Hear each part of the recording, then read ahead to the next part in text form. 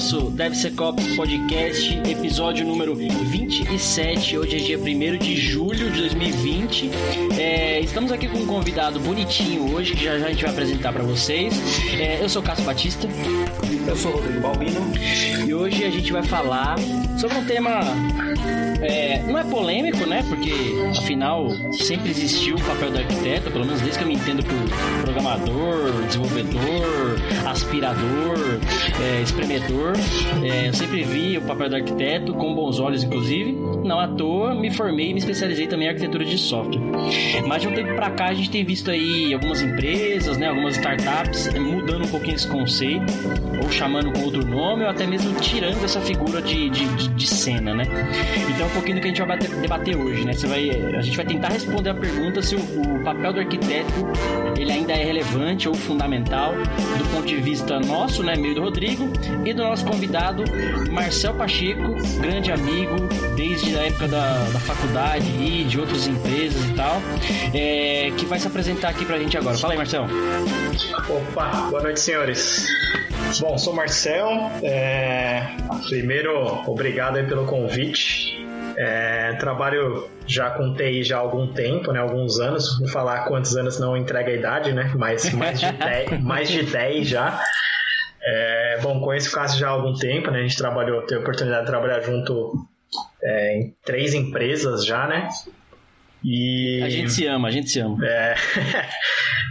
Vim na parte de infraestrutura, fui para desenvolvimento de sistemas e hoje atuo como arquiteto enterprise e venho nessa linha de arquitetura já há uns 6 anos já, mais ou menos. Legal. Que empresa que você está hoje, Marcel? Hoje eu sou arquiteto enterprise no Banco Itaú. Boa. Bom, legal. Boa introduzida do nosso convidado. Aliás, faz tempo que a gente não traz convidado aqui, né, Rodrigo? A verba tá baixa, né? Não tá dando pra pagar. Gastou no microfone. Gastou no Inclusive, eu acho que você foi bonzinho em falar que o cara é bonitinho. Porque não... Fora o cabelo, né? Que não corta há 4 meses. Efeitos da quarentena, né? Deixa a gente assim, né? Não, meu já tá de bonezinho aqui, ó. Pra esconder essa bosta, né, que você tem. Bom, legal. Acho que foi uma boa introduzida aí. A cara. É só não filmar. Grava de máscara. Boa introduzida aí pro nosso convidado, do tema, né? Só repetindo, a gente tá no episódio número 27 já. Então tem bastante conteúdo aí pra vocês ouvirem lá pra trás e pra frente também, a gente não pretende parar. E é isso. Então vamos tentar começar o assunto de hoje, lógico, né? Sempre com uma pergunta. Deixa eu. Perguntas lógicas. Vai. Pode perguntar. É bem bonitinho. O que é um arquiteto de software? Não sei. O cara que constrói software, né? Você tem N situações que o cara constrói software. Você tem o desenvolvedor, você tem o analista, você tem o arquiteto, você tem o engenheiro. Todo mundo constrói software. As empresas que eu trabalhei, eu fazia tudo isso e não sabia, então, né? E era estagiário, né? Eu era estagiário. Como júnior. Não, vamos lá. Acho que vou dar uma introduzida na resposta e eu e o Marcel vem com a experiência dele pra complementar. Pelo menos o pouco quando eu me formei lá eu fiz um curso de arquitetura de software, né, um MBA. E, cara, a essência que a gente tinha como arquitetura, né, ou pensar como arquitetura, é enxergar o software como um todo. Né? Não só ali a sua funcionalidade, ou às vezes qual o melhor driver eu vou usar para conectar num banco, por exemplo, um banco de dados. Então você tem vários aspectos que o programador pode tomar essa decisão. Agora, quando você fala assim, cara, eu preciso desenvolver uma solução, falando de software, que vai integrar com X fornecedores, que precisa expor um dado, que precisa de performance, sei lá. Você tem um monte de questões, várias questões, né? Que não está, de certo modo, na mão do programador ou do desenvolvedor. Então, entra a figura do arquiteto, ao meu ver, que vai olhar o software como um todo para tentar definir esses outros quesitos, que talvez alguns programadores nem tenham que ter essa responsabilidade, né? Não sei, é um tema pra gente debater aqui. O que você acha, Marcel? Cara, é isso aí, né? Um arquiteto, ele é uma figura, né? No caso, falar assim, algumas vezes até o desenvolvedor ele se coloca na posição de arquiteto, né? A gente fala que às vezes você não é um arquiteto, você está num papel de arquiteto, né? E sim, é uma figura para você pensar no todo, pensar na estratégia, pensar num roadmap de evolução tecnológica. E eu falo que o desenvolvedor normalmente ele é muito criativo, né? Então muitas vezes você tem que rodar um pouco, né? E ter mais ou menos aquele guide, né? de arquitetura para você balizar para onde, né, as soluções vão, para onde a estratégia tecnológica da empresa vai. Então, basicamente, esse é um pouco de tudo isso daí. Não, eu acho que eu definiria por essa linha que você disse aí de cortar a asinha do desenvolvedor, né? O cara, ele tem mais a responsabilidade de não deixar as ideias fluírem demais, né? De criar um ambiente ali estável, seguro, dar toda a ferramenta que o desenvolvedor precisa, mas de uma forma que o cara continua crescendo, continua evoluindo ali o sistema, né? Boa. Legal. Acho que uma ótima primeira pergunta. Eu não começaria com essa, eu já ia pro lado mais treta da coisa, mas foi uma boa pergunta. Já ia na polêmica. Mas você puxou a polêmica que eu queria trazer. Que é justamente isso, tipo, que nem o Marcel colocou e aí você complementou. O programador, ele é criativo demais, até tem que ser criativo demais, e não deixar ele fazer o que ele quer, de qualquer jeito, vamos dizer assim. Se fosse fazer uma analogia, né, você não pega o pedreiro e fala, faz aí minha casa. Sobe a casa aí. Não, mas quantos cômodos? 5 cômodos, foda-se. O maluco vai pôr um cômodo em cima do outro, tá ligado? Porque ele acha bonitinho. Mas aí, tipo, vem um engenheiro, um arquiteto, fazer um trabalho, né, de planta, de medição, sei lá o quê, pro pedreiro só subir a parede. Vai subir uma parede, outra parede, depois vai pintar, acabamento e tal. Mas o pensar naquele todo veio antes na figura do arquiteto. E aí, assim, a gente tá limitando o pedreiro, né? Porra, a analogia não ficou boa porque eu vou chamar os programadores de pedreiro agora, né? Ficou uma bosta. Mas é assim, literalmente... E aí a polêmica é por causa disso, né? Eu tenho visto essa discussão. As empresas que a gente trabalhou, eu e o Marcel, por exemplo, a gente trabalhou na Serasa, trabalhei em outras empresas, onde a figura do arquiteto ou de uma área de arquitetura era fundamental para definir padrões, para definir documentação, componentização, etc. Só que a gente tem visto hoje, né, na CVC, por exemplo, em outras empresas, que tem morrido esse conceito de não tem mais um arquiteto ou uma área de arquitetura. Cada squad, cada time é livre para escolher suas tecnologias. Então você tem empresa aí que tem um microserviço em Python, outro microserviço em Golang, outro serviço em F#, 80 diferentes servidores para subir tudo isso, compilar, enfim. Então assim, a pergunta é essa, né? Precisamos ainda do arquiteto ou não? Porque por que essas fintechs, essas startups, ou até empresas grandes já de mercado, têm tirado essa figura e dado esse empoderamento, vamos chamar assim, para o programador, e deixado de lado essa área de arquitetura? É por causa do salário? Porque os caras ganham 4 dígitos a hora? Quer começar a responder nessa, Marcelo? Então, assim, eu acho que eu vou levantar mais um ponto polêmico aqui, mas é tipo tropa de elite, né? Tipo, o cara fala assim, a PM do Rio tem que acabar, né? Então, eu acredito que com o tempo a posição, né, de arquitetura, né, ela tende a acabar, né? Respondendo isso aí que o Cássio colocou, né, realmente fintechs, startups, enfim, as empresas um pouco mais novas, né, empresas que a gente brinca que não tem legado, né, começou sem legado, normalmente você realmente não tem uma área de arquitetura, né, uma posição de arquitetura, né, você tem o papel, né, no caso do arquiteto, dividido entre alguns times ali, né, tipo, você pega o arquiteto de soluções, né, aquele arquiteto um pouco mais técnico, normalmente você tem os tech leads que acabam fazendo isso, né, junto com o time de engenharia, e você pega essa solução, essa questão do arquiteto enterprise, né, que é aquele cara que ele está muito mais do lado do negócio, né, e da estratégia. Você vê que normalmente estruturas ágeis, né, quem acaba fazendo um pouco isso são os PMs, né, os Project Managers, né, que na verdade deveriam fazer, né? Aí a gente entra numa outra questão, né?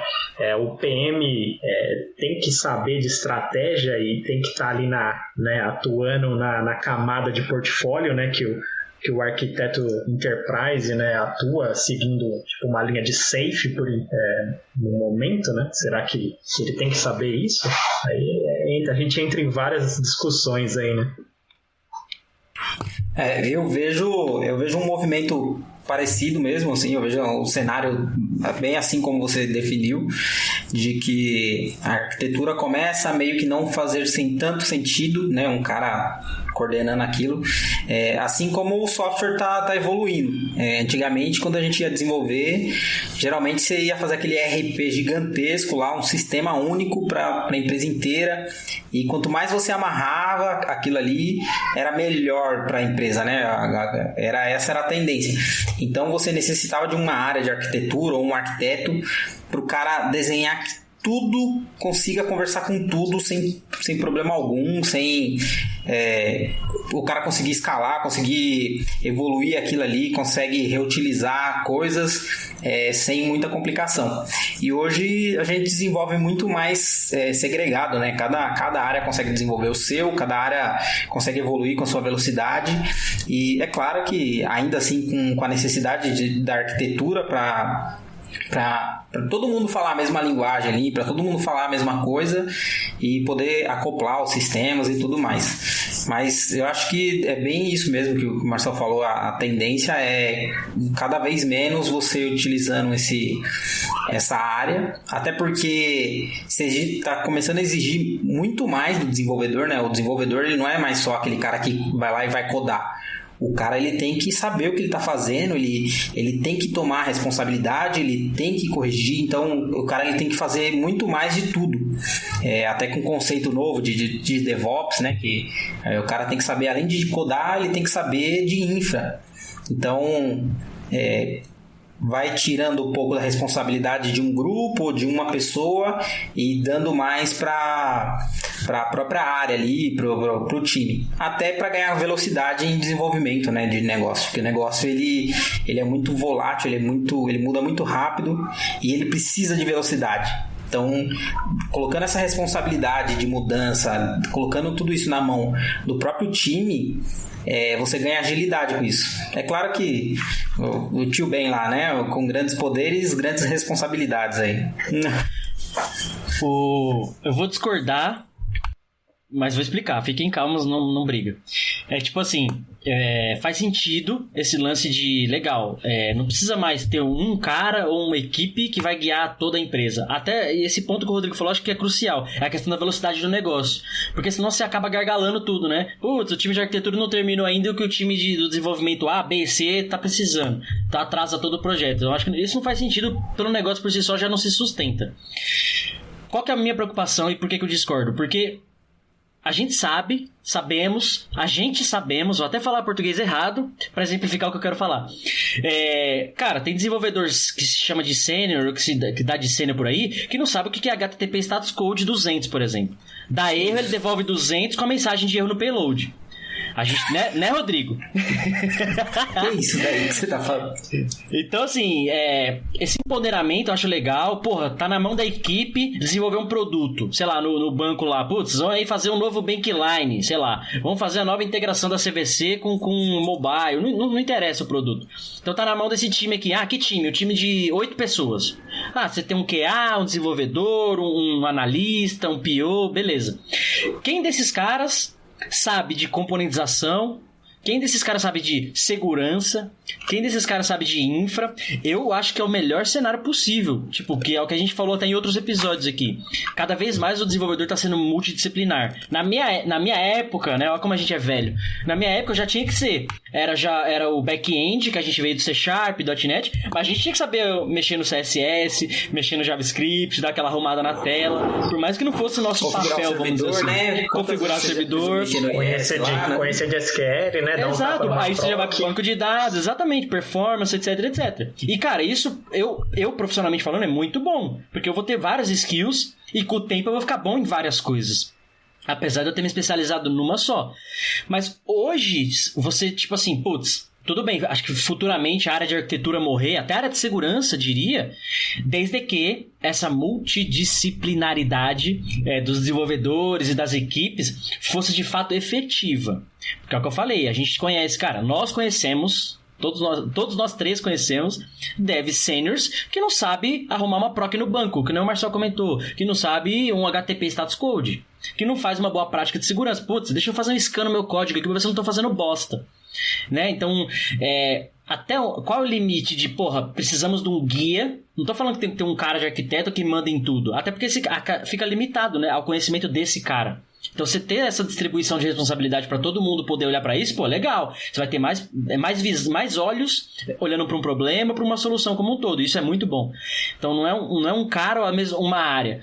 Mas até onde isso é perigoso? Até onde isso é, como é que eu posso dizer... aceitável, tipo, eu vou abrir mão de ter um arquiteto e um cara de segurança e um cara de infra, porque eu confio no meu time. Beleza, aquele time daquela empresa, daquele negócio, e todos os outros por aí. Porque hoje em dia, a galera aprende Hello World no Python, já sai pedindo 300 pau a hora por aí na consultoria, né? Eu acho complicado generalizar, né? Tipo, vagabundo. Não pode acontecer, não vai acontecer com todo mundo, não vai acontecer com todas as empresas. Mas o movimento que você vê é meio que isso que está acontecendo. Né? Antigamente era imprescindível ter um arquiteto na empresa, tinha que ter. Você entrava na empresa e você chegava e falava, beleza, eu preciso levantar algumas coisas. Cadê o arquiteto? Os caras, a área de arquitetura está ali. E hoje, cada vez menos você vê isso. Você entra em empresa tem empresa que tem e é forte e realmente funciona muito bem para eles, só que tem empresas que não tem e funciona bem para eles também. Então, não vai acabar, não vai sumir isso. Vai ter empresa que vai saber trabalhar com e tem empresa que trabalha sem. E eu acho que o que vai aumentar é o número de empresas que vai trabalhar sem. Até porque quanto mais pessoas sabendo sobre mais coisas, é melhor. Porque você consegue modificar o time, você consegue substituir pessoas. Então, um time multidisciplinar é bom para a empresa, né? Porque não fica tudo na mão de um cara, ou o cara ele não vai ficar segurando, sei lá, tecnologia porque ele gosta. As coisas vão mudando. Se realmente aparece uma tecnologia que é melhor, a empresa, a galera vai começar a movimentar aquilo para que a empresa mude. E é claro que tem os altos e baixos disso daí, né? Mas tudo tem, não.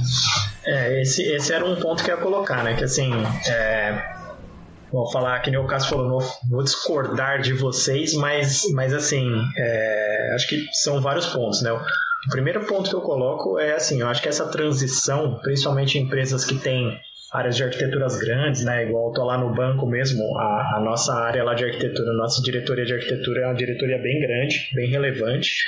E eu acredito também que no médio e longo prazo essa posição de arquitetura, eu não sei se ela vai morrer totalmente, mas dividindo a arquitetura em fatias, assim, eu acho que essa posição de enterprise ela ainda vai perpetuar um tempo, né, pela essa questão de negócios, né, de estratégia, pensando muito mais no business, mas eu acredito que essa parte de solução, essa parte mais técnica, ela tende a ser diluída entre outras posições mesmo. O único ponto que eu coloco é que, assim, é igual o Cássio falou, que muitas vezes não adianta você querer empoderar um desenvolvedor se você não tem um desenvolvedor hoje que não consegue fazer um bom código, um código seguro, né, uma coisa performática e tal. Ao mesmo tempo, também você pega alguns arquitetos, né, que... você fala assim, o que você falaria hoje com um arquiteto de solução, sei lá, algumas habilidades que o cara tinha que ter. Aí você pensa assim, o cara tem que saber, sei lá, de cloud, tem que saber de microserviço, né, API, container, conhecer bastante de integração e, sei lá, ter uma ideia de estratégia de dados, assim, entendeu? Tipo, pelo menos pro cara... É claro que aí a gente vai estender para redes, né, segurança, enfim, mas pelo menos eu acho que essas 4 habilidades aí, eu acho que o cara tem que ter. E hoje a maior parte dos arquitetos não tem isso, entendeu? Até um dia desse eu estava comentando com o Cássio sobre isso, né? De um evento que eu estava, que o pessoal estava explicando microserviço, né? E eu até comentei com ele, falei assim, será que na arquitetura essa questão de API, de microserviço, não era uma coisa que o cara já tinha que estar na veia, isso, né? Então entra aquela balança, né? Eu concordo, né, com vocês, que tem que empoderar os times antes de passar essa responsabilidade para eles, e acredito que muitas vezes eu até brinco, né, que eu falo assim, eu como arquiteto estou acabando com a minha posição, entendeu? Porque pensando na evolução da empresa, né, e pensando na evolução do título, né, arquiteto, eu acredito que ele tende a morrer, né, em algumas empresas, mas eu acho que fazer isso aí mudar, no caso, né, é muito um mindset nosso, né, hoje, da posição, né, de fazer as empresas que têm áreas de arquitetura evoluir, e outras empresas que não têm uma área de arquitetura provavelmente já conseguiu diluir essas responsabilidades, né. O seu trabalho tem que ser tão bom que não precisem mais de você, né? Tipo isso. Então eu vou... Eu sei que vocês não precisam de mim, porque eu já sou fodão aqui no podcast. Falou! Valeu, pode descer as letrinhas já, né? Desce o crédito aí. Não, vocês colocaram um ponto legal aí, que foi a questão da escolha de tecnologia. Às vezes você tem uma figura, uma área ou uma pessoa que o cara é o fã do Java. Então qualquer coisa que ele definir vai ser baseado no Java. Ou não é nem porque é fã, é porque é a única coisa que ele sabe. Ou é o C Sharp, ou é Python, enfim. E eu trabalhei em empresas que eram justamente isso. O cara ele defendia uma tecnologia, era só aquilo. E, tipo, chegava a dar briga com os caras da própria equipe que gostavam do cara, porque o cara só queria fazer na tecnologia que ele conhecia, o que ele defendia. Então você tem esse ponto ruim. Por outro lado, eu cheguei em empresas que não tinham uma área de arquitetura, mas que queriam alguma padronização. E aí você pegava um código de um time, tipo assim, não tinha o mínimo de indentação, por exemplo. Tudo bem que vocês podem até falar assim, puta, legal, indentação é um bagulho básico, não tem que ter um time de arquitetura definindo isso. Mas assim, se a indentação tá assim do código, não tem um review, não tem um processo, você imagina a componentização. Cara, você tinha 8 vezes o mesmo método no mesmo projeto, tipo, o cara não reaproveitava nada, copiava e colava na classe o mesmo método. Nossa! Então, tipo assim, a orientação objeto o cara não fazia direito. Você entende? Então, por isso que eu falo, empoderar é legal, mas a gente empodera qualquer um. É igual a internet, né? A internet deu poder pra muita gente. Como brinca um ex-chefe meu, tinha que ter habilitação pra usar a internet, assim não ia ter tanta bosta postada. Bom, legal, acho que esse ponto aí do defender tecnologia é uma questão legal da gente falar também. E eu queria tentar levantar uma outra pergunta aqui, se é que a gente consegue responder isso. Existem diferentes níveis de arquitetos? Aí o Marcel talvez possa responder melhor. Tipo assim, eu já vi o arquiteto de software, já vi o arquiteto de solução, já vi o arquiteto de integração, já vi o arquiteto de outras áreas, assim. Não sei, Rodrigo, você hoje, por exemplo, como dev, né? Você sente falta de ter um arquiteto ou um time de arquitetura definindo as suas coisas que você tem que fazer, ou os padrões que você tem que seguir? E como que é essa diferença? E você enxerga essa diferença? E depois o Marcel complementa também. Eu posso dizer com a experiência dessa empresa que eu tô atual, né, na CVC, que lá não temos um time de arquitetura específico. Então, as áreas elas têm total autonomia para fazer as coisas. Porém, enquanto está desenvolvendo coisas novas, a gente ainda brinca muito, mexe muito e desenvolve muita coisa para legado.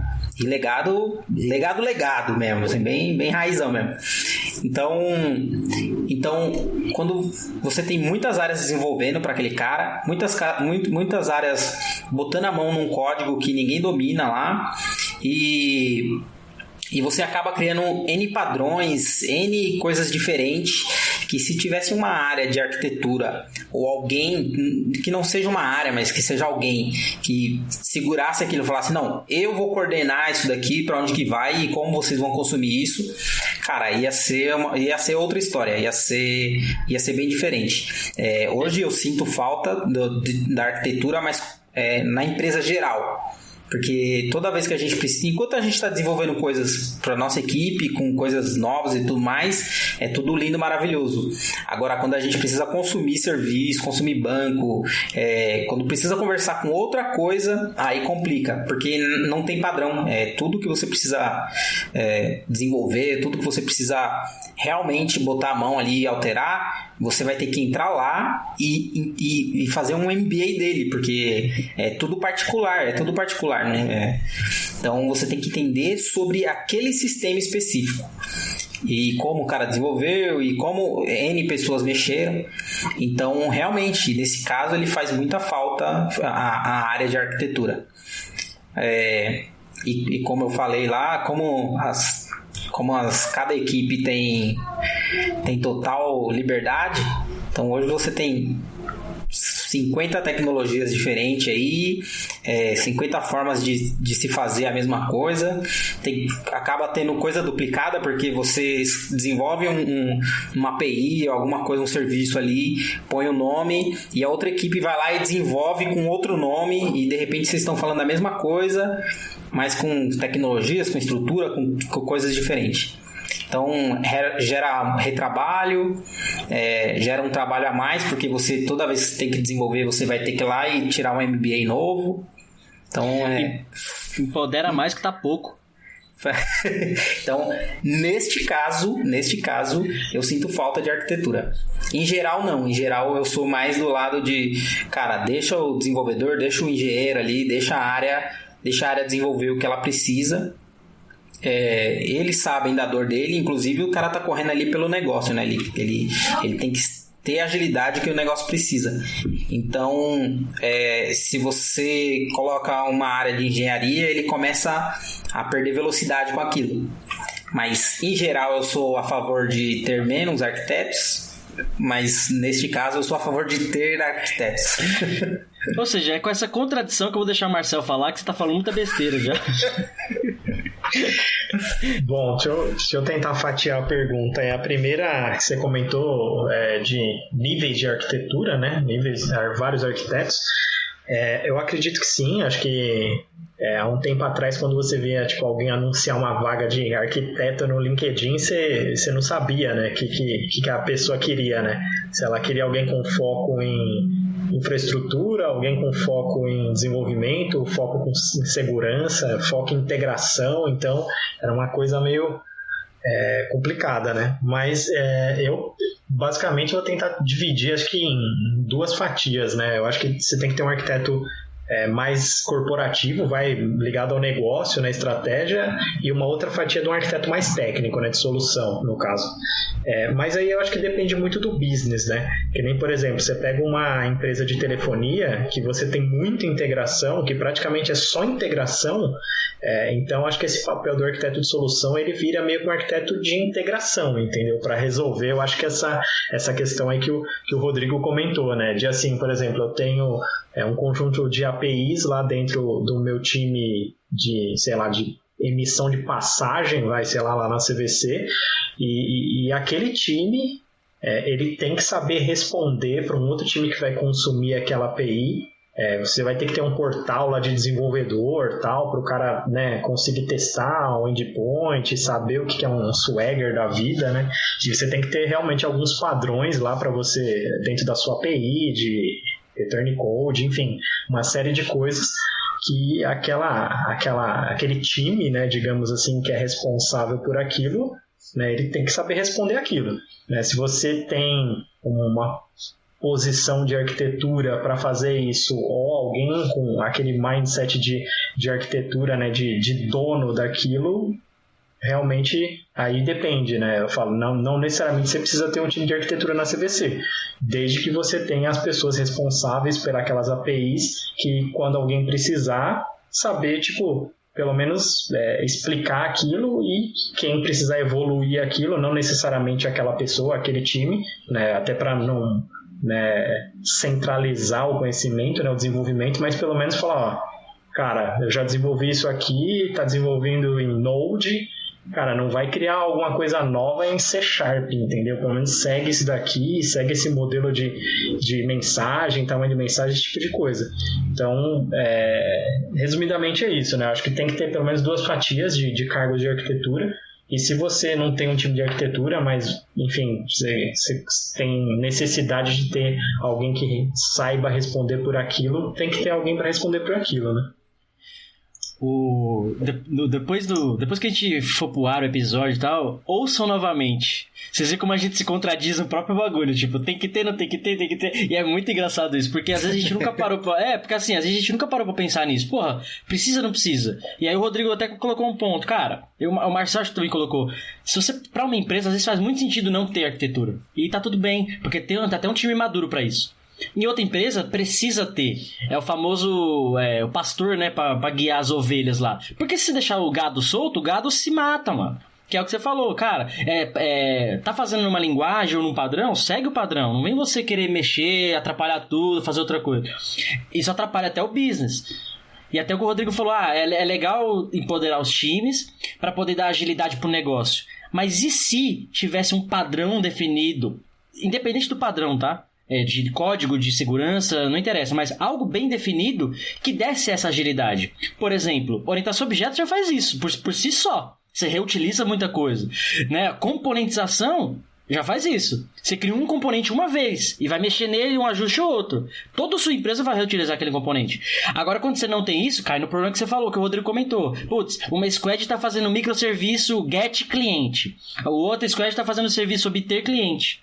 Que faz a mesma coisa, aí um tá fazendo em Go, o outro fazendo em Node, aí vem um que gosta do Java, quer fazer em Java também, porque tem que ter um Java. Por que não tem Java? Tá acabando o Java aqui na empresa? Não, eu gosto do Java. Aí vira o caos, aí você vira infraestrutura inchada, porque tem que hospedar 3 serviços, aí você vira banco de dados, tem mais 3 tabelas pra guardar 3 lugares, ou então vai ver que os caras, na verdade, consomem do mesmo lugar. Aliás, deixa eu pegar esse gancho aqui e fazer um desabafo. Cuidado, eu trabalho lá ainda, hein? Eu posso ser demitido com esse negócio aí. Ótimo, então eu vou continuar.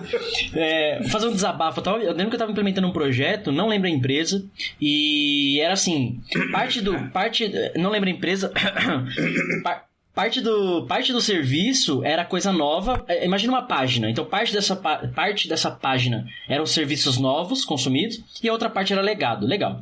O legado consumia, era um WCF que consumia do banco de dados SQL Server. Era isso. Ok? Ou a parte nova era um microserviço que chamava outro microserviço, que chamava uma outra API não sei da onde, que chamava quem? Esse WCF legado, que chamava o mesmo banco de dados.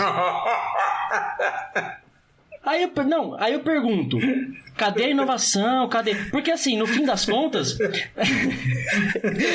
eu sei que é triste. Não, porque assim, no fim das contas, não tinha nada de novo. O que tinha de novo? Esse cara aqui era em Node, se eu não me engano, tinha um cache de Redis na frente, chamava uma lambda na AWS, ó que stack da hora, eu sou descoladão. Mas no fim chamava o quê? O mesmo WCF.NET que era supostamente legado. Aí os caras falaram assim, nossa, tá lento isso daqui, né? Falava, e por que o legado não tá, hein? Por que será, hein, cara? Vamos tentar descobrir. Aí o que o Rodrigo falou, virava um MBA no negócio. Por quê? Quem fez essa cagada toda não tava mais lá. Aí você precisava descobrir, aí a culpa é do último que mexeu, né? Aí você vai no último que mexeu. Puto, o cara... Aí o último que mexeu só no pedaço. Ele mexeu só no pedaço, ele mexeu no todo. Ou seja, aí você vira um caos pra mexer nisso. Por isso que eu falo, assim... eu até acredito que vai morrer o papel, como a gente tá chegando num consenso aqui, né? Mas vai demorar muito, mano. Acho que, vamos vencer o coronavírus e esse papel não vai ter morrido ainda. É que se a gente... Tem a resposta fácil disso, que é o depende. Tudo depende. Só que qualquer pergunta que você for fazer, no final das contas vai ser o depende e não precisa ficar debatendo. Casos e casos, né? No melhor dos mundos, se tudo for perfeito, tudo bonito, legal, bacana, tudo funciona, todos os seus desenvolvedores, seus arquitetos, seus engenheiros fazem a coisa certa, você não precisa de um arquiteto para falar o que tem que ser feito. Agora, enquanto você está na empresa que a galera não faz documentação, ou não pratica as boas práticas, ou não tenta se alinhar, não conversa, então você necessita de uma área meio que a reguladora ali da empresa, que o cara vai falar, isso que você tá falando é besteira, isso daqui tá certo, mas você tem que seguir por esse caminho, faltou isso, faltou aquilo. Então, em geral, você precisa de arquitetura. Só que com as empresas evoluindo e os profissionais evoluindo junto, acompanhando essa evolução, a tendência é que você necessite menos de alguém ficar lá cagando regra, né? Porque a galera, quando tem um time de arquitetura que faz um trabalho rigoroso ali, o pessoal reclama também, né? Fala, pô, os caras estão cagando regra aqui. E não, cara, o cara só tá tentando manter o padrão, ele tá tentando deixar o ambiente o mais estável possível para quando você precisar de alguma coisa, precisar de uma API, alguma coisa, ele falar, cara, consulta aqui, ou se não, olha o swagger dele aqui, que você vai ter todas as respostas. Como diria o filósofo, é melhor alguém cagar a regra do que vocês ficar fazendo cagada por aí. Fala, Marcelo, você ia fazer um comentário? Não, eu ia comentar que assim, o papel do arquiteto, eu acho que ele já deu uma mudada, né, com a questão de metodologia ágil, porque não dá mais para você demorar uma sprint para entregar um blueprint de arquitetura, né? Então, acho que uma das coisas que deu uma mudada boa, né, na agilidade das coisas foi isso, né? Mas realmente a gente está chegando naquele consenso, né? Quando eu comecei a trabalhar com TI, uma das primeiras coisas que eu ouvi é que o DBA ia morrer, entendeu? Hoje eu jogo no LinkedIn lá, vaga DBA, acho que aparecem uns 400 registros, cara, só em São Paulo. Então, e pra ganhar muito bem ainda, detalhe. Pra ganhar bem. Então, tipo, eu acho que assim, vai muito da maturidade da empresa mesmo, é isso que a gente tá comentando. Mas eu acho que assim, antes realmente de acabar, eu acho que a transição ela tem que acontecer, né? O papel do arquiteto ele tem que mudar um pouco, né? Eu já venho conversando com algumas pessoas há alguns tempos em outras empresas com uma maturidade de tecnologia maior do que onde eu estava, né, no Fleury, e muitas pessoas comentavam assim, pô, você é arquiteto e você participa de design thinking? Eu falei, participo, quando eu consigo eu participo e tal, né? Nossa, mas... E você ajuda a escrever, tipo, sei lá, por exemplo, o pessoal tá com um pouco de dificuldade de escrever algum épico, alguma coisa assim, cara, você participa, né, de todos os ritos, assim, das reuniões. Cara, quando eu consigo, eu participo, né, apesar do arquiteto ser uma figura cross ali, eu acabo participando, né. Então, tipo, eu percebi de alguns POs, né, alguns PMs, que o pessoal gostava, né, dessa ideia de você ser uma figura mais técnica ali, né? Mesmo uma figura cross, você participar disso, né? Então, eu vejo que as coisas vão mudando, mas é aquilo que o Rodrigo falou, né? Se dá errado, você tem que botar a culpa no arquiteto, né?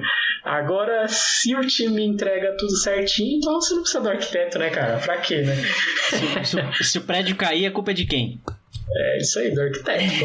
Não é do pedreiro que subiu o tijolinho pro tijolinho. Não qual é o nome do pedreiro. Não. Ou seja, programadores, vocês estão tranquilos porque não vai acontecer nada com vocês. A culpa é do arquiteto, sim. O máximo é o arquiteto descontar em você depois. Sim. Ele cai, mas cai junto, né? Cai atirando.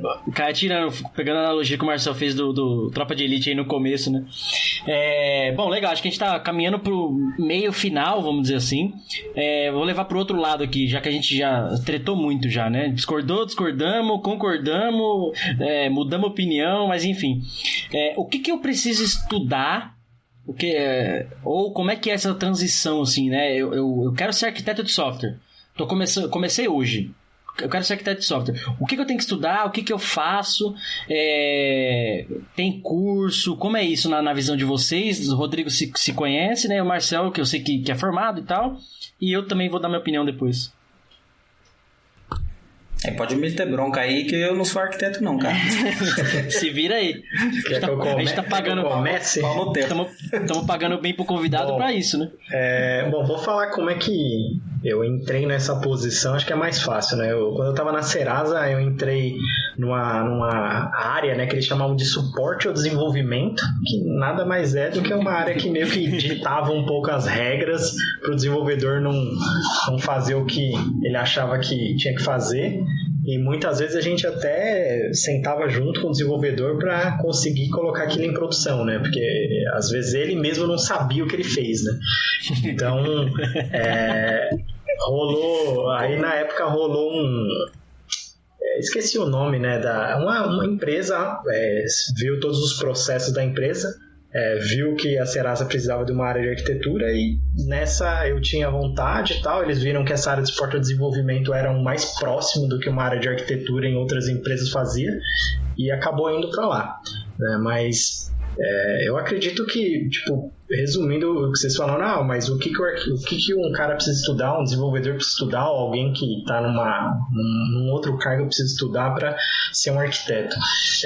Bom, eu acho que voltando no que eu comentei, eu acho que se você for um bom desenvolvedor, né, no caso falando de desenvolvedor, que normalmente os arquitetos eles vêm de uma linha mais de desenvolvimento e engenharia, né? Se você é um bom desenvolvedor e você conhece um pouco daquelas habilidades que eu comentei no começo, né, de cloud, microserviço, né, containerização, API, conhece um pouco de dados, né, de engenharia de dados, eu acho que você já está numa posição onde você consegue ir para essa linha de arquitetura, né? Agora eu só não sei se vale a pena porque a área vai acabar, né? Então, não sei se vale a pena você estudar para um negócio que vai acabar, entendeu? Mas se você quiser entrar no barco, eu acho que afunda junto, né? Você tem que estudar para ela acabar. Porque, como eu disse, não sou arquiteto, né? Não. Esse Rodrigo é um monstro, ele vem com umas frases assim que... Cara, é louco. Eu estudo muito Dilma, velho. Dilma pra mim é referência de chegou na meta, dobra, né? É louco. Não, o que eu quis dizer com isso? Você, como desenvolvedor, como engenheiro de software, quanto mais você estuda para entender mais este mundo de arquitetura, menos você vai precisar de um arquiteto. Então, você vai estar contribuindo para que essa área morra. Isso aí. E assim... Por exemplo, eu não trabalho numa área de arquitetura, nunca trabalhei, mas hoje eu teria total conforto em participar. Não teria problema nenhum. Pela experiência, pela vivência, pela visão. Hoje eu não tenho mais visão só do software. Eu não tenho visão daquilo que só o negócio quer e abaixa a cabeça e sai codando. Hoje eu tenho a visão mais ampla. Eu tenho a visão de que como eu posso desenvolver para acoplar com aquela outra área, ou como eu posso desenvolver o meu software para que no futuro, se alguém precisar usar, ou se alguém precisar se acoplar aqui, como o cara vai chegar. Então, pensa em segurança, em reutilizar, código reutilizável. Então, pela própria experiência e, cara, e livro por livro. Você pega referência aí da galera que é arquiteto, os caras falando, ó, vai por esse caminho, lê esse livro, que você começa a entender mais sobre conceitos e metodologias que, cara, muita gente já quebrou a cabeça e muita gente já achou a maior parte das soluções aí de coisas que você nem sabe ainda que vai precisar. Então, quando você já tem esse tipo de coisa em mente, quando você já sabe pelos perrengues que as pessoas já passou, né, e qual foi a solução dos caras, então, cara, para você se tornar um arquiteto é 2 pulos. Respondendo também, né, essa questão que eu mesmo fiz, né? Nem não te perguntaram, não. Mas eu me perguntei. Eu acho que tem um caminho, pelo menos pra mim, que igual o Marcelo falou, né? Pra mim funcionou o seguinte. Quando eu comecei a desenvolver, eu lembro que um professor, ele falou assim, cara, todo software, todo código que você for escrever, tenta pensar nele o mais abstrato possível, o mais genérico possível, vamos dizer assim. Então, tipo, eu acho que eu culturalizei assim, eu nasci assim no mundo do desenvolvimento. Então, ao invés de eu chumbar uma string, por exemplo, eu já sabia que ia vir como parâmetro, sabe? Tipo, não, mas o nome é esse, põe a string aí que nunca vai mudar. Nunca vai mudar. Nunca! Cara... vai mudar, mas assim, no outro dia vai mudar. Então, pensar genericamente em possibilidades do próprio crescimento do software, acho que me levou de um caminho natural para estudar arquitetura. Eu fiz um MBA de arquitetura, de software, e acho que acabou sendo um caminho natural para mim. Então, para quem tá pensando em ir para arquitetura, mesmo que a área não vai morrer tão cedo, eu não sei se tem, né? Eu não sei se tem curso especificamente de arquitetura. Eu sei que tem MBA, pós-graduação, né, sobre arquitetura de software e arquitetura de soluções, né? Tecnicamente são um pouquinho diferentes. Então, quem tá pensando em ir pra essa área vai nesse sentido. Mas se você ainda não tá, nem fiz faculdade ainda, eu comecei aqui agora. Cara, pensa sempre abstrair ao máximo o seu código. Pegando um exemplo, cara, você aprendeu a fazer o Hello World, legal. Tem um string chumbado ali fazendo o Hello World. Agora você vai receber a mensagem como parâmetro e escrever na tela. Pô, legal. Só que ao invés de receber a mensagem de exibir, trata a string antes, pra ver se o cara não tá fazendo um injection, por exemplo.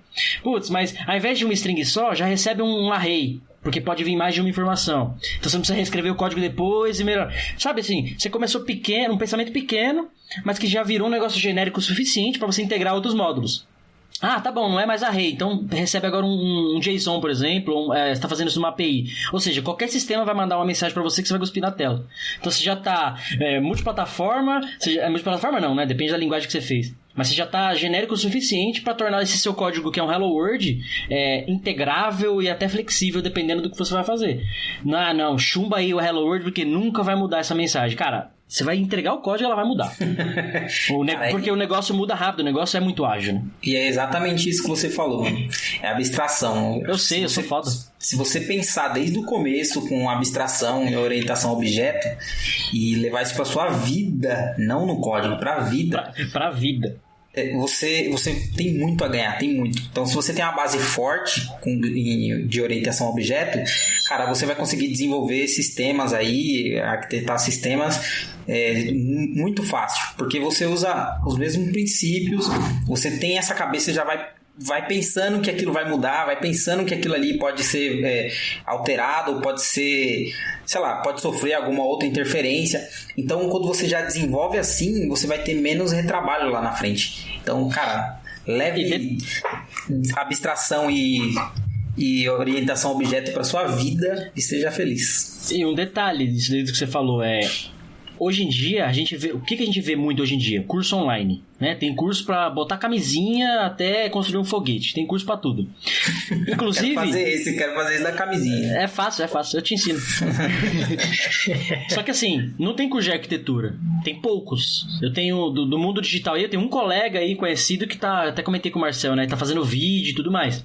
Ou seja, cada vez mais estamos formando programadores. Pessoas que sabem fazer Hello World. Cadastro, CRUD, não interessa, a melhor linguagem, não importa. Mas ele sabe fazer aquilo. Ele não pensa que aquele software vai crescer, vai evoluir, abstração, orientação a objetos, que você falou. Aliás, se você usar bem a orientação a objetos, a quantidade de ifs do seu código reduz em 80%. Tem uma campanha aí anti-if, por exemplo, que se você usar a parte de orientação a objetos corretamente, bonitinho, como deveria usar, você eliminaria os ifs do seu código. E if, que para quem não sabe, né, complexidade ciclomática, vai diminuir desempenho e tal. Isso numa grande escala pode trazer um impacto negativo aí. Mas assim, é o que você falou. Tem um padrão de um design pattern que fala sobre isso. Exato. E assim, o ponto é... Cada vez mais a gente está pegando a base, né? A gente está formando muito programador. Muita gente que sabe escrever código. E pior do que era antes, porque antes a gente programava mais do que hoje, que tem muito framework pronto. Então os programadores de hoje tendem a ter um pensamento, uma lógica diferente do que tinham os do passado. Porque tinha que codificar muito mais. Então, contradizendo o Marcel de novo, vai demorar muito para morrer isso, porque a gente não está formando arquiteto. Não, eu também acho que vai demorar muito e é aquilo que vocês estavam falando, né? Eu acho que o importante é não estudar e ter muito débito técnico na sprint, entendeu? Deixa o PO lá se virar lá com o débito técnico, entrega coisa nova ou arruma o que já entregou, né?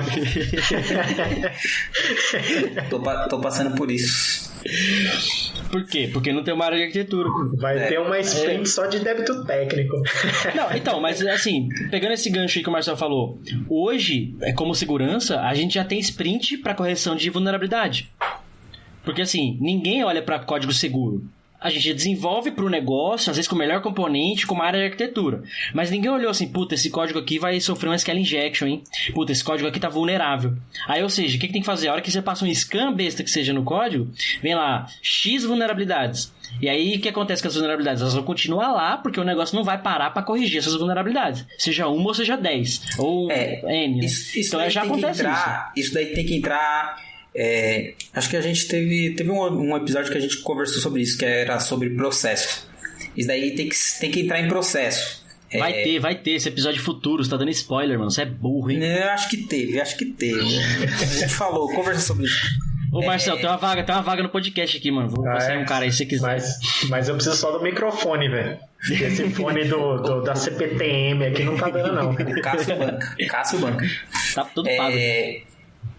E daí seria uma área de arquitetura mesmo que ia definir isso, sei lá, que quando você fizesse o merge request do seu código, ele já ia passar pelo scanner e falar, mano, ó, rejeitado, sai daqui, corrige aí seus problemas de segurança. Acho que... Então, mas aí o que vai acontecer? Vai vir um gerente desesperado porque ele prometeu para aquele dia. Precisa entregar. Aí vai acontecer o quê? Desliga o scan.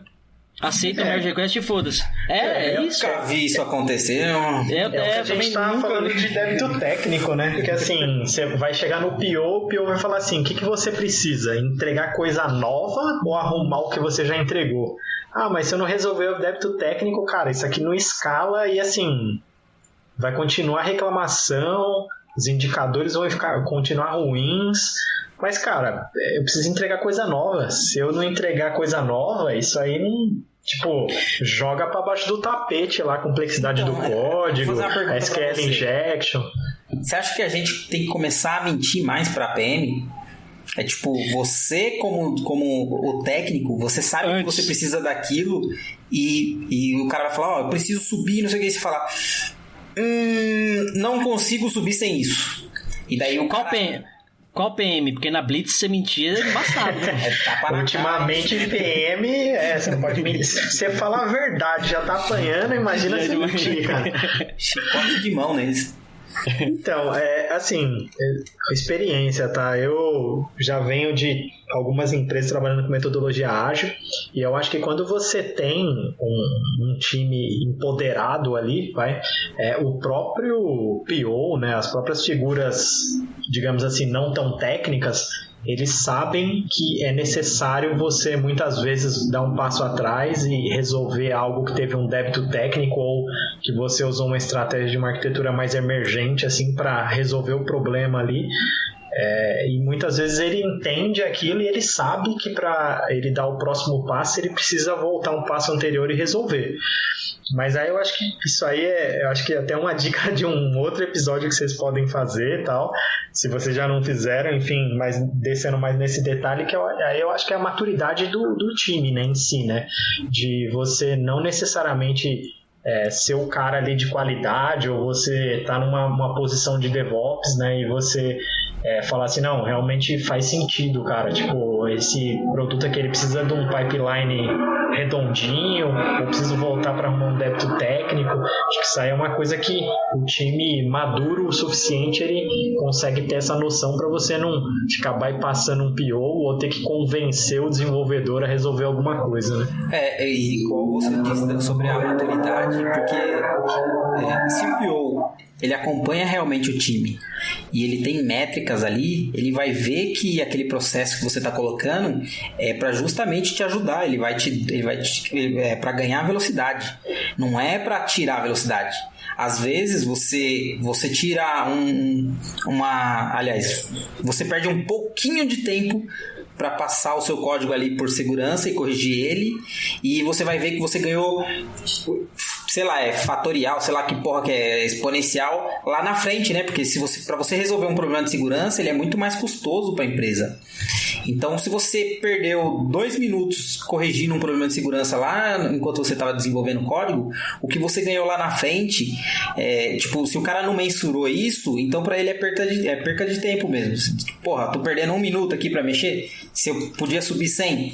Aí, se o cara tem métrica, se o cara realmente está interessado em mudar a empresa, em tornar ela melhor, ele vai ver que aquilo é importante. E o cara não tá falando por falar, não, sou bonitão, quero colocar um processo a mais aqui na minha. Cara, não é porque eu quero, é porque precisa. Nossa, essa frase foi ótima, não é porque eu quero, é porque precisa. O bem maior, qual é o bem maior? É a porra do negócio. Então faz o negócio andar direito. E esse ponto você colocou bem macro, né? Eu entrego 10 features novas ou corrijo uma vulnerabilidade? Cara, 10 features novas podem ser 10 vulnerabilidades novas. Que com certeza serão. E quando se você corrigir essa uma vulnerabilidade, ela pode impedir sua empresa de falir, dependendo da vulnerabilidade que seja, dependendo da exploração que seja feita, né? Lógico, bem grosso modo. Então, às vezes, corrigir esse cara e educar para que o código seja mais seguro, mais limpo, etc, com padrões, talvez você vai, aí você eleva o nível de maturidade. E do próprio time e da empresa como um todo, né? Aí o PO vai enxergar o valor daquilo, o gerente, o usuário, etc. Mas fica relaxado que eu acho que o Marco Civil aí vai enfiar isso pela goela das empresas, eles vão aprender a trabalhar com segurança. LGPD? O LGPD. Então, olha, eu não sei, viu? Não sei. Você só prorrogando. Enquanto estiver prorrogando, beleza. Agora, quando chegar o momento dos caras toma na bunda das empresas, quando os caras começam a perder milhões, aí o pessoal, opa, cadê a segurança dos eu concordo plenamente com você, cara. O brasileiro, como um todo, assim, ele aprende pela dor, né? Então, acho que quando realmente as empresas começarem a tomar processo, começar a ter perda financeira aí, começar a realmente pegar para a empresa, eu acho que vão levar bem a sério, né? Acho que o Cássio pode descer um pouco mais no detalhe disso, né? Enfim, a visão que ele tem de algumas empresas que estão um pouco mais maduras nessa questão e estão mais preparadas, digamos assim, para isso. Mas respondendo por mim, assim, a maior parte das empresas que eu passei, assim, essa parte era bem fraca, assim, pra ser bem honesto. Não, eu acho que tirando o banco por já ter uma série de regras de Banco Central, de legislação e tal, que ainda assim, se a gente for parar pra pegar no nível da LGPD, por exemplo, exceto o banco, que ainda não tá 100% preparado, vai ter muita adequação, o restante, cara, só lamento. Só lamentos. Duas coisas pra falar pra vocês. Porque assim, é muita regra. E assim, o fato de estar adiando aí por questão da pandemia e tudo mais, até entrando no outro tema já, né, pra gente encerrar, tá ajudando a galera, assim, mais tempo pra você se preparar o máximo possível. E lógico, a lei tá em vigor amanhã, você já vai ser multado. Não vai ser assim, né? Vai ter um prazo, etc, etc. Mas é muita coisa. Você tem empresas inteiras pra mexer com base de LGPD, desde a recepção à diretoria, que assim, a mexida é tão grande que uma hora ela vai ser afetada, entendeu? Por isso que até o prazo pra se adequar e tal vai ser grande, mas é tema pra outro episódio isso daí, né? A gente anda muito no jeitinho, né? Tudo é jeitinho. Bom, nos Estados Unidos os caras têm uma cultura muito forte de processar, né, a galera? Tipo, você como... Então, imagine isso acontecendo aqui. Você vai lá no site, entra no site, pede seus dados... Cara, não consigo tirar seus dados. E você meteu o processo. Porque agora com a LGPD aí, você vai poder fazer isso, né? Então, imagine isso acontecendo. Todo usuário entrando lá na sua empresa, pedindo os dados e não conseguindo. Ou encontrar vazamento de dados através da sua empresa e processando a empresa. Eu vou dar um exemplo, não sei se o Marcelo sabia disso ou o seu Rodrigo, mas eu vou dar um exemplo do nível de impacto. Vamos imaginar que a empresa tem os processos redondinhos, tudo bonitinho. Uma empresa que não seja banco, tá? Uma das leis lá e tal é a questão do direito e esquecimento, né? Então, uma vez que o usuário falou, cara, eu quero que apague meus dados da empresa, a empresa fala, beleza, tá aqui, apaguei. Aí eu te pergunto, uma empresa que tem um processo de backup, por exemplo, ela faz o backup dos dados e guarda num backup frio, né, numa fita e tudo mais, e leva pra geladeira de alguém, na casa de alguém, ok. Apagar os dados significa apagar do backup. Aí eu te pergunto, qual empresa, exceto o banco hoje, e outras grandes, mas tem a maturidade de fazer backup e de testar esse backup, porque assim, beleza, apagou os dados do usuário, aí um dia vai dar um problema na empresa, vai precisar restaurar um backup daquele. Restaurou, o que vai acontecer com os dados do peão? Voltou. E aí? Então assim, o nível de maturidade de processo, ITIL, COBIT, melhores práticas, cara, chame como quiser, que tem que estar implementado para esse processo que eu falei agora, de apagar o backup, funcione, já é absurdo para, sei lá, 80% das empresas do Brasil. Fala aí, Marcelo, não é? Quem faz backup? Começa aí, quem faz backup? Vou te falar que quando você tem uma empresa com uma maturidade legal de backup, é difícil mesmo, viu?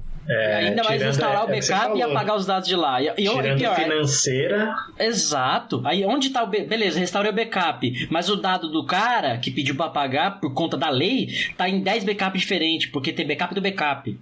Mano, eu trabalhei em empresa que o cara foi restaurar backup e o backup tava corrompido, nunca foi testado. Você acha que os caras vão apagar o bagulho? Eu passei pelo Facebook, eu passei por isso aí com o Facebook. Eu excluí meu Facebook, mandei ele excluir meus dados, mano, reset geral, resetei. Aí, alguns anos depois, falei, eu vou entrar de novo no Facebook. Aí eu coloquei meu e-mail, abriu tudo, tinha tudo, como se eu nunca tivesse nem saído do bagulho. Eu tinha deletado, tinha resetado. O processo de delete deles, acho que é 30 dias, mano. Tipo, foi o tempo, eu recebi resposta, falando, não, agora beleza, agora não tem volta. Aí... Já quer mesmo? Já era, hein? Não, ele fica perguntando, tem certeza, fala, né? 30 dias, aí, 15 dias, mano, você vai perder. Aí, quero deletar, vai embora. Aí, passou acho que, sei lá, uns 2 anos, 3 anos, não sei. Aí eu coloquei o mesmo e-mail e abriu tudo. Que bonito. É porque eles armazenam tudo na nuvem, aí ele restaurou da nuvem. Que nuvem? Que nuvem é essa? Bom, beleza. Acho que falamos bastante, caminhando pro final aqui. Vocês querem fazer algum comentário adicional? Despedir, dar tchau? Acho que Marcel, aquele famoso do grande pensador, né? Qual? Busquem conhecimento. Vamos matar a arquitetura. Sim, bom, só pra... Acho que quem ficar com preguiça de ver o episódio inteiro e falar assim, cara, deixa eu só arrastar lá pro final lá que eles vão resumir tudo, né? Eu acredito que realmente a figura, né, de arquitetura, o arquiteto ele vai morrer no longo prazo, mas eu acho que para isso, né, vai ser necessário algumas figuras aí, tipo... você tem um mindset da empresa, né, que é algo tá meio enraizado assim já, né, nessa figura de arquitetura. Em algumas atividades hoje, né, no caso de PMs, né, tipo aquele cara que é mais enterprise, digamos assim, mais estratégia, eu acho que o PM consegue fazer um pouco isso. E o cara que é mais solução, acho que tanto os tech leads, né, como a área de engenharia, eu acho que acaba resolvendo isso, né? Mas é bem aquilo que o Rodrigo comentou, né? Acho que mais para chegar nesse nível você tem que ter uma maturidade dos times grande, né? Para quem tem um time de arquitetura hoje, né? Empresa que tem um time de arquitetura, e a gente mesmo, né? Como arquiteto, meio que fazer com que isso acabe, entendeu? É até engraçado falar isso, que eu falo assim, eu tô matando a minha área, né? É uma parada meio maluca, né? Você pensar. Mas é aquilo que falam, né? Que tecnologia, na verdade, você vai ter várias funções, né? Você vai ter vários cargos durante a sua trilha ali, né?